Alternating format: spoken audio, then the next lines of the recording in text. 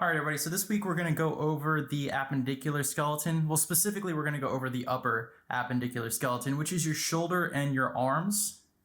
So remember, your appendicular skeleton is your arms and legs and everything they're attached to. So when we're talking about the upper appendicular, we're talking about the arms and then all the bones that make up your shoulder, because that's what your arm's attached to. And all of this is being used for movement. All right, just like last time, we do have a list that you need to follow. That's in the beginning of the chapter. Again, you don't need to know all of these structures. If you go onto our Canvas site, you'll see a modified list that you can download and follow along with. But make sure you have it out as you're going through this video. And it's probably also helpful to have the Essential Skeleton 4 app open, since you can clearly see where the bones are located on the body using this app. All right, and the last thing I need to mention before we get started is that with these bones, you need to be able to tell left from right, all right, just by looking at the bone.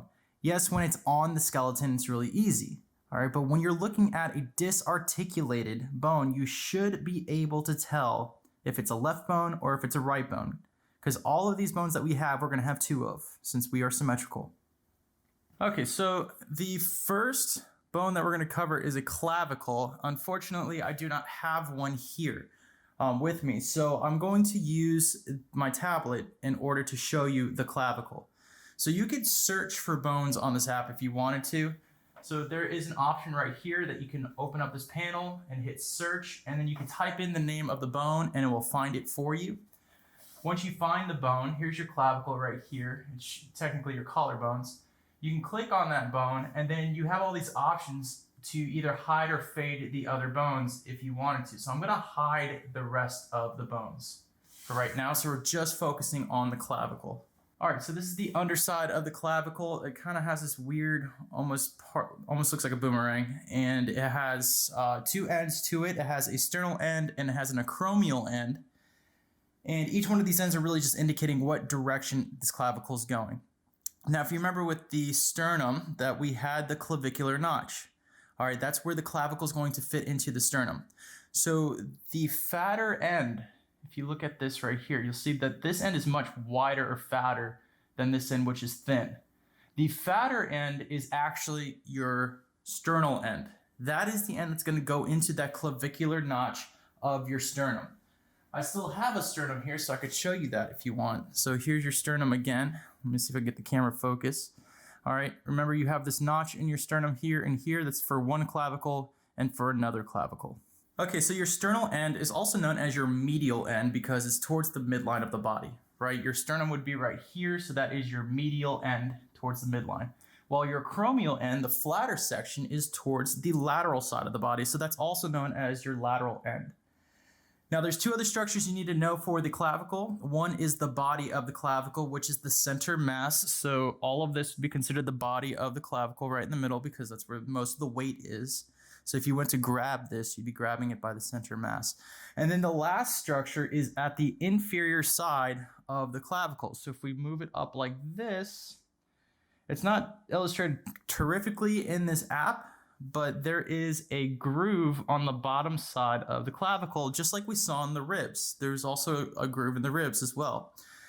Well, in the clavicle, the groove that's on the other side is called your subclavian groove. So everything you need to know is right there in the name. Sub meaning below, just like submarine or sub-zero. Clavicle, talking about the bone that it's on, so subclavian. And then the groove. It is a long furrow that runs the length of the clavicle underneath. All right, so those are all the structures that you need to know for this. You need to know your sternal end, your acromial end, your subclavian groove, which is on the bottom, and the body, which is the main center mass of the bone. Okay, so before we go any further, you do have to be able to tell right from left with this. All right, so you already know your sternal end and your acromial end. Your sternal end is also known as your medial end, because your sternum's right in the midline, while your acromial end is known as your lateral end, because it's going towards the sides of your body. All right. Now, to tell left and right, a couple things. One, you need to know the sternal end is medial, okay? But it could be medial this way, or we could flip this whole bone around, and now it's medial this way.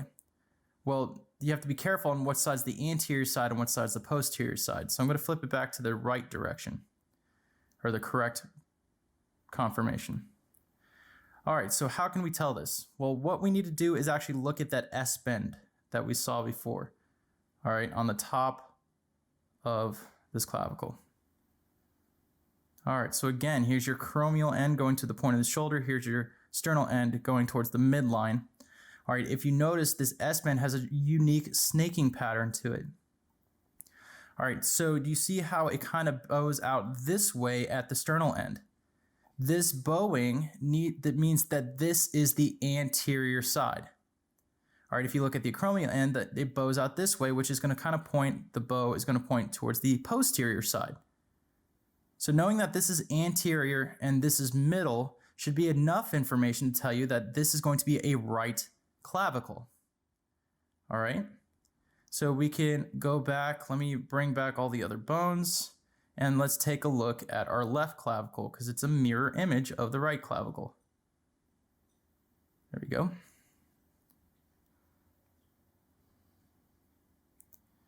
And now look at the snaking pattern. It is reversed on the left clavicle. All right, here is your sternal end, again bowing towards the anterior side. Here's the acromial end bowing towards the posterior side, which is different than we saw in the left clavicle, which snaked like this. So you just have to be careful to be able to tell right from left.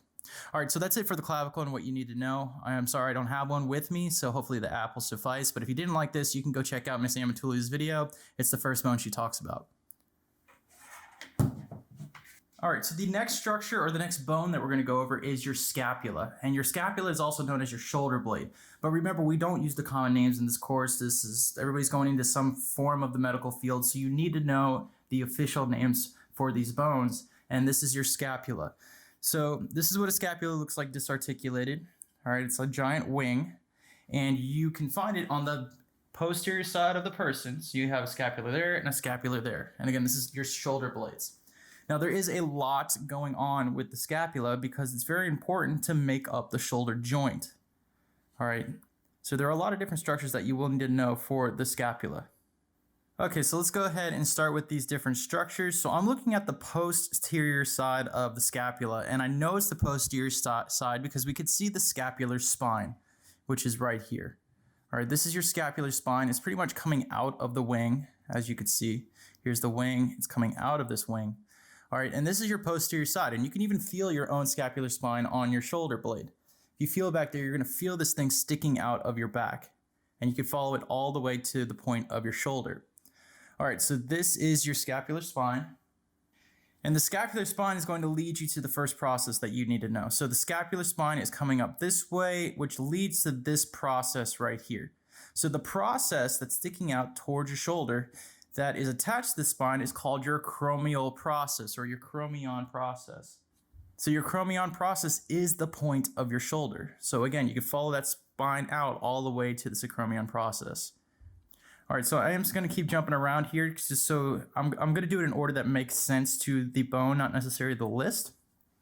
All right, so we knocked this process out of the way. There's another process on the scapula though. If you go to the anterior side, you'll see there's another process here. All right, so here's your acromion process. Now we're talking about this process right there. And if you know the Latin root of the name of this process, it makes it a lot easier to remember. If you ignore everything else and just look at this process and this wing right here, it almost looks like a bird. This would be the wing of the bird, and you come up here, here's a head, and then you have a beak of the bird. All right, so it looks like a beak, and that's really where the name of this process is coming from. It's called your coracoid process. And coraci in Latin means raven, all right, a blackbird, a raven. And so that's where the name is coming from because this looks like a bird's bill right here, your coracoid process. Again, coming from the Latin for coraci. All right, so we hit our two major processes here. We have our acromion process, right, attached to the spine, and then our coracoid process, which is on the other side of this major fossa right here that we're going to talk about. So this is the anterior surface, well, this is the posterior surface. All right, and if you look between these two processes, you're going to see that there's a fossa right here. This fossa is making up the joint of your shoulder. Your humerus, which is your large arm bone that's coming down right here, attaches into this fossa, and it makes a ball and socket joint. All right, so we call this the glenoid fossa, a very important fossa because it's making up your shoulder. Okay, again, I'm still jumping around the list because I want to stay in this region of the bone. All right, so acromion process, coracoid process. If you follow the coracoid process down, you're going to notice a notch right here on the superior border. All right, we call this the scapular notch right here. It's kind of making up the crook of the neck of the bird. So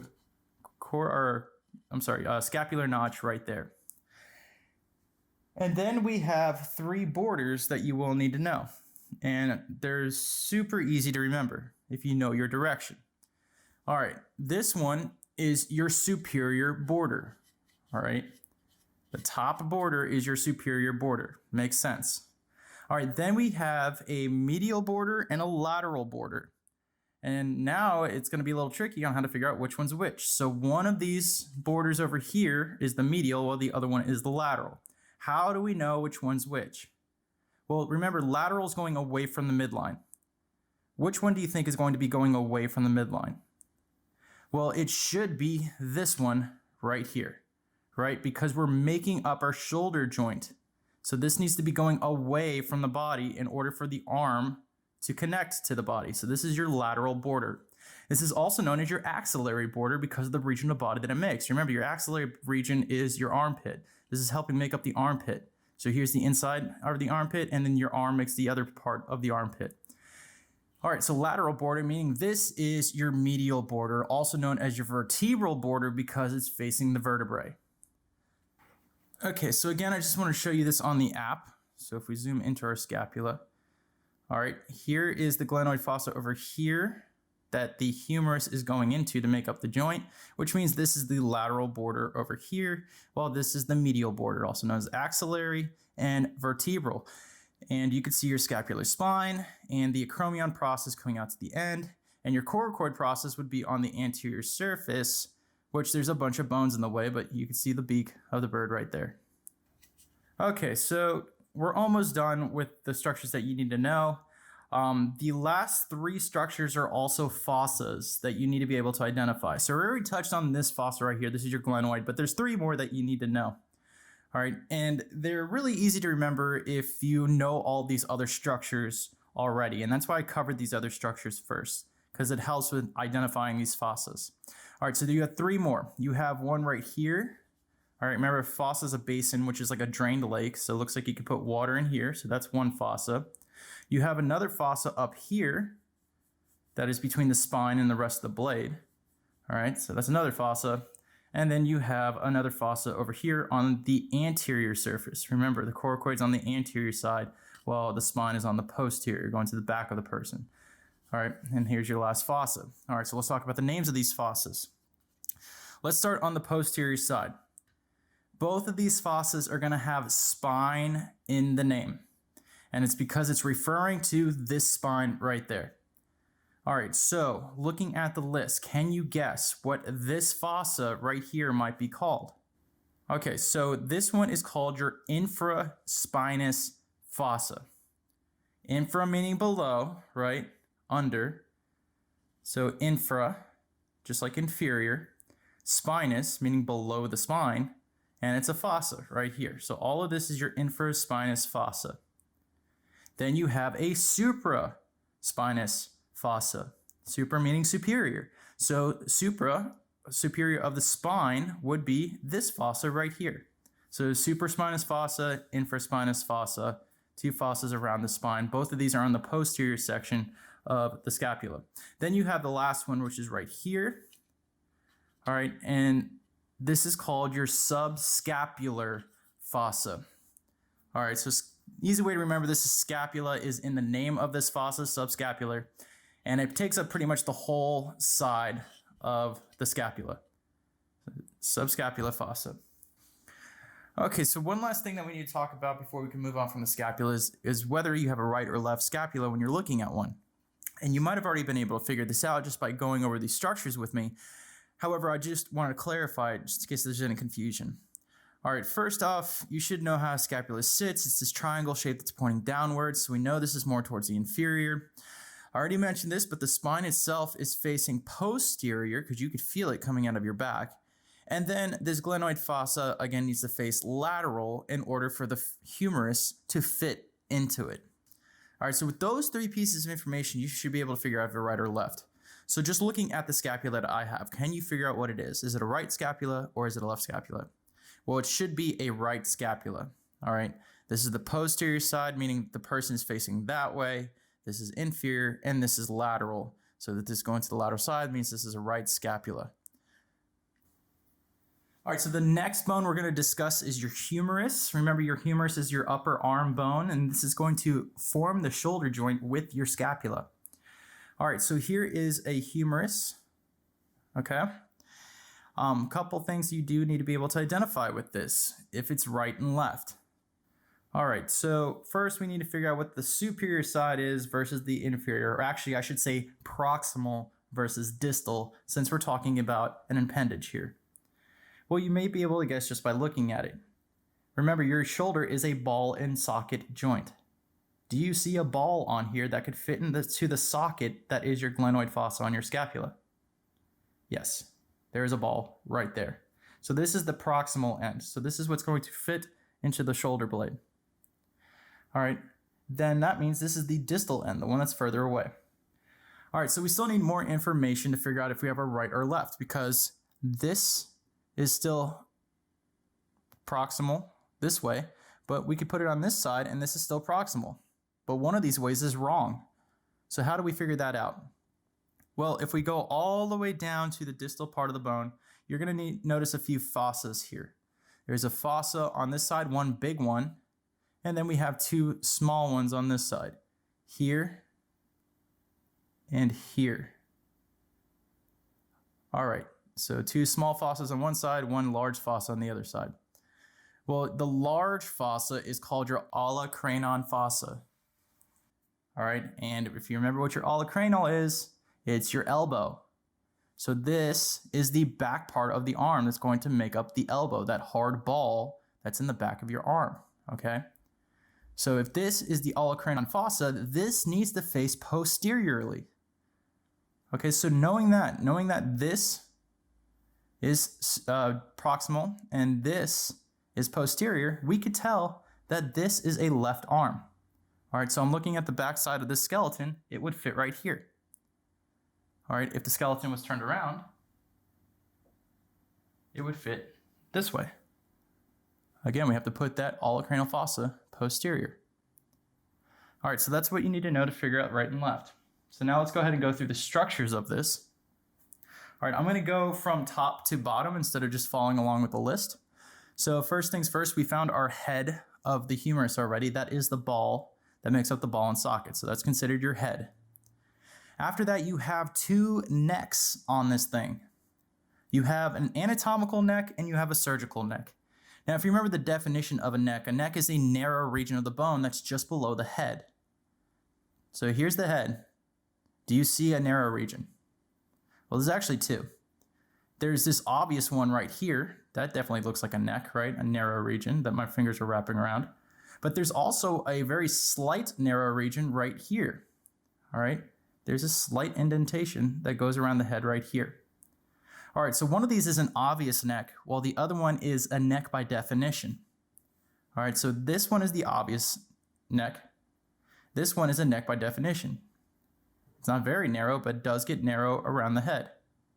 So looking at the names of these two necks, it's easy to figure out which one's which. By anatomical definition, this is a neck. That is where the term is coming from for this neck. This is called your anatomical neck because it fits the anatomical definition of a neck. While this, which is more neck-like, is called your surgical neck. And an easy way to remember this is if you break your upper arm, there's a good chance you're going to snap it here because it's so narrow. And it might take some surgery to fix that. So there's your surgical neck right there. Okay, so now you have two tubercles that you need to identify. All right, you have a larger one here and a smaller one here. And in anatomy, we have terms for large and small. Now we're looking more towards the lateral side of the bone here because this is the medial side. Remember, your head needs to face more medial because it has to fit into that glenoid fossa of your scapula. So this is more the lateral side. And we're looking at the anterior side of the bone. Here's your posterior because there's your olecranon fossa in the back.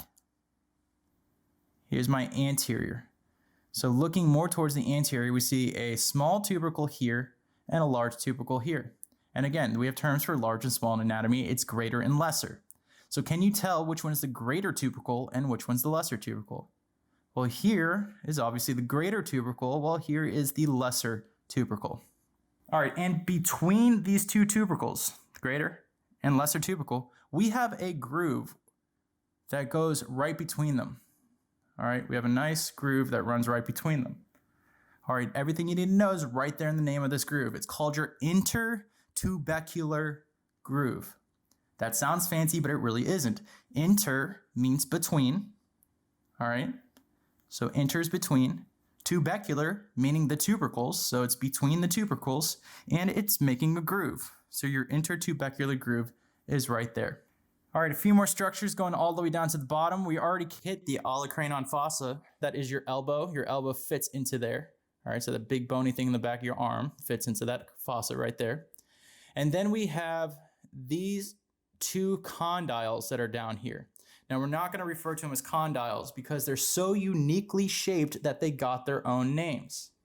All right, remember, condyle is the smooth part that's going to attach to another bone. Well, we have two condyles here. We have this one right here that's got a weird shape, and we got this one right here that's got a weird shape. All right, so again, if you know the Latin behind this, it makes it easier to remember the names of these different condyles. The round one right here is called your capitulum. Cap is in the name, capitulum. Cap means head in Latin. So there's your tie right there. Capitulum means cap, which is head in Latin, which is the root word for a baseball cap, and the root word for per capita, which literally stands for per head. Capitulum. Then we have this one right next to it, all right? That's more towards the medial side. And I know it's towards the medial because there's my head. All right, this one looks like a spool, like a fishing spool or a yarn spool. All right, so spool in Latin is trochlea. This is your trochlea, a spool right there. All right, so we have our trochlea, which is more of a spool shape. Then we have our capitulum, which is more of a round shape. Each one of these condyles are going to fit the two bones that are in your forearm. So you have one coming here and one coming here, and we'll talk about those next. Okay, so moving down the skeleton, we are now going to talk about the two bones that are in your forearm. All right, so we have two here, one here and one here. One is called the radius, while one is called the ulna. All right, I want you to try to figure out which one of these is going to be more medial and which one is going to be more lateral. Is the ulna or is it the radius that is more medial towards the inside of the body? All right, it is easy to figure out.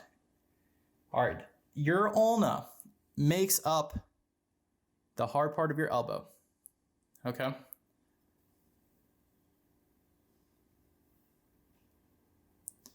All right, so my ulna makes up the hard part of my elbow.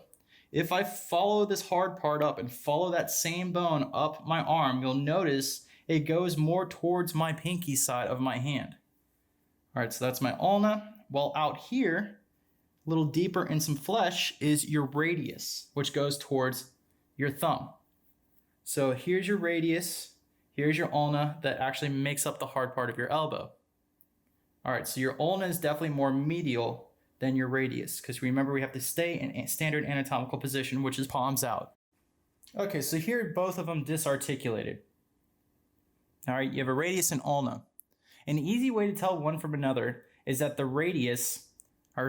ulna has a U carved into it. This is your ulna, here is that U that is carved into it. All right, your ulna sits around the trochlea of your humerus. All right, the trochlea is more towards the medial side, so is the ulna. While your radius has a head that has a cup in it. There's your cup. Here's the head. Here's the cup and the head. That's going to fit around your capitulum, which is that ball that makes up the other condyle, which is more lateral on your humerus. So that's how these fit. This one is going to sit around the trochlea, which is the spool. This one's going to sit around the ball, or the capitulum, which is the ball or head. All right, so let's start with the ulna first, because there's a lot more going on with the ulna, and then we'll talk about the radius. Okay, so first things first, we got to figure out right and left. All right, first thing you need to know is that if you notice this U shape should be facing towards the anterior to fit into that trochlea on the humerus. Here's my humerus again. Here's my trochlea, correct? Here's my U shape. That needs to fit like that. All right, in order for that joint to work, because your arm's closed this way. So the opening of the U needs to face anterior. Next, we need to figure out which side is medial and which side is lateral, just looking at the bone itself. The easiest way to do that is to look for this notch right here. All right, there's a notch on one side of the bone. There's not one on the other side. There's no notch there, but there is definitely one right here. This notch is called your radial notch because the head of the radius fits into it. All right, so if the head of the radius is fitting into this notch, should this be medial or should this be lateral? Well, remember, your radius is lateral to your ulna. So for the radius to fit here, which is on the lateral side, this needs to face laterally to fit that radius. All right, so we know this is anterior. We know this is lateral. So now we can figure out if we have a right or left. All right, is this a right or is this a left ulna? So let's look at our skeleton here. Let's put it on the left side. Did we hit all our tick marks here? All right, this is facing anterior, yes. Is this lateral though? No, it's not. It's facing medial to the skeleton. So let's try on this side of the body. Does it work now? Is this facing anterior? Yes, fitting around the trochlea. Is this lateral now? Yes. All right, so this must be a right ulna, and there's no other possibility. All right, so let's talk about the structures of this ulna now. All right, so we said the opening fits around the trochlea. Well, this opening has a name. All right, it's called your semilunar notch. And if you know anything about Latin, you might have already guessed why it's called that. Semi means part, all right, or half. Luna means moon, and it's a notch. So semilunar means half moon shaped notch. That's all that's saying in the name. So semilunar notch, half moon shaped.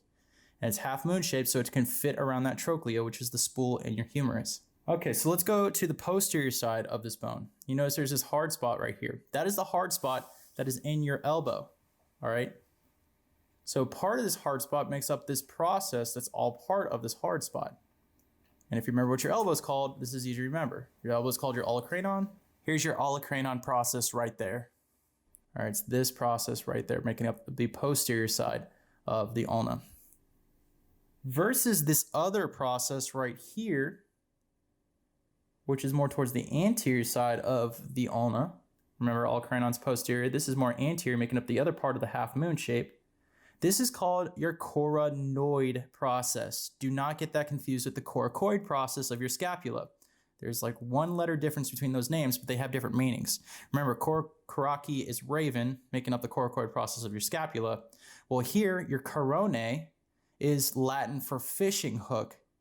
So your coronoid process is the one that kind of looks like a fishing hook. All right, it's sticking out like a fishing hook would. So that's where the name of that process is coming from. Your coronoid process is your fishing hook process. So again, if you know the Latin root, it helps a lot. All right, going back to the ulna. So again, up here is going to fit into the humerus, which means this needs to be proximal. So if we go down to the distal end, which is further away, more towards your hands, this is where you're going to find the head of the ulna. All right, the head of the ulna is right here, and here's the neck of the ulna, which is a little bit more narrow. If you go down to the head, you're going to find this extra process right here. All right, sticking out of the head. We have a term for this. This is called your styloid process. Styloid is the same root word as in stylus, which means pen. And I'm sure a lot of you have a stylus. It's one of the pens that you use to write on tablets. So styloid means pen. It's a styloid process. And it looks like you could dip this in ink and start writing with it. All right, styloid process. All right, you could feel your own styloid process. All right, again, my ulna is on the medial side. This is my ulna, making up the hard part of my elbow, falling out all the way down. Well, if you turn your wrist inwards and touch right here, that bump that is right there on your wrist is that styloid process sticking out the side. All right, so that's the styloid process of your ulna right there. Okay, so now we're gonna move on to the radius, which is right next to the ulna, more on the lateral side. Again, needing to know right and left, so things are a little different here. Remember with the ulna, is the ulna again. The head of the ulna is more distal, all right, closer to your hands. It is the reverse for the radius. The head of the radius is more proximal and fits into that capitulum of your humerus. All right, so this one's a little bit harder to determine right and left with. We already know this is more proximal, so we're getting there. There's a couple more structures you need to know.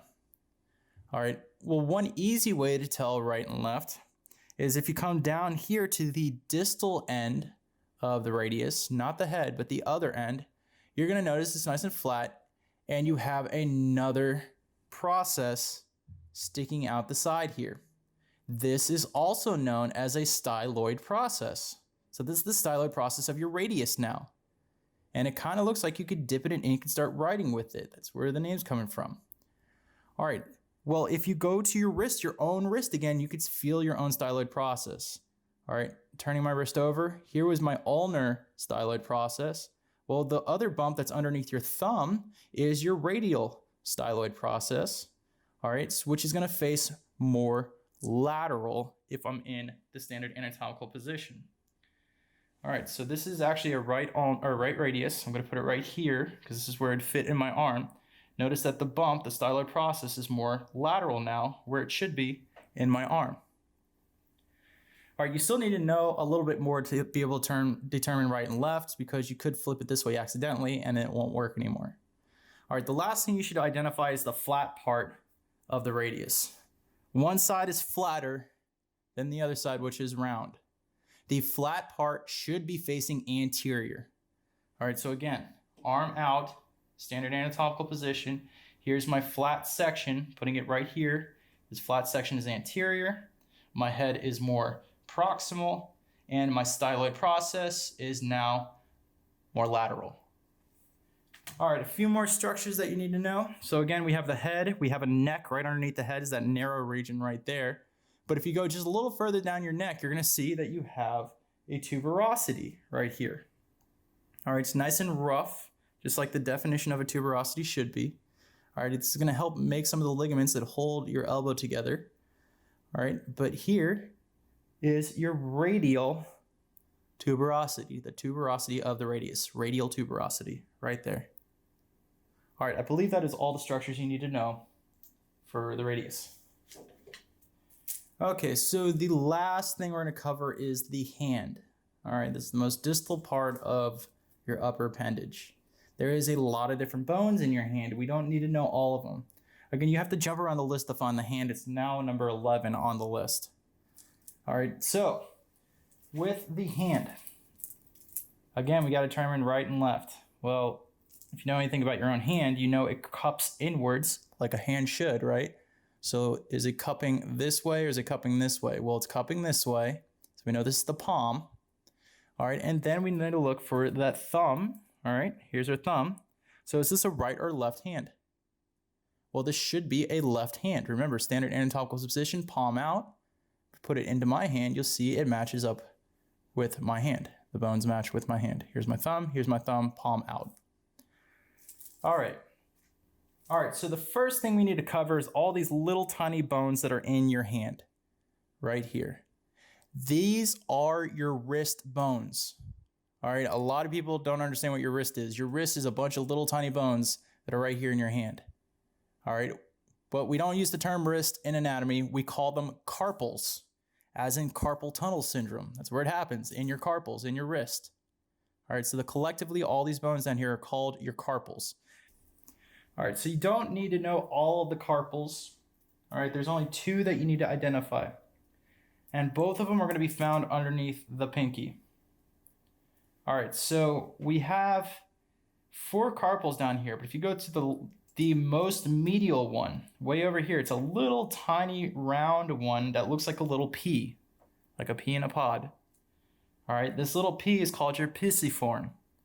P-I-S-A-F-O-R-M, pisiform. All right, that's an easy way to remember it. Pisiform, it's actually pisiform, but we can change the pronunciation a little bit to help us remember what it is. Pisiform. All right, and then above that, this is on a lower level of carpals. Above that, we have this bone right here, this other carpal that's directly touching the bones of the pinky. All right, all of these bones of the pinky. This last bone is about right here. You can probably feel it because it has this little thing sticking up, this little wing. All right, how I remember this. This little wing right here of this bone looks like it's waving at you. It has a little hand sticking up that's waving at you. All right, this is your hamate.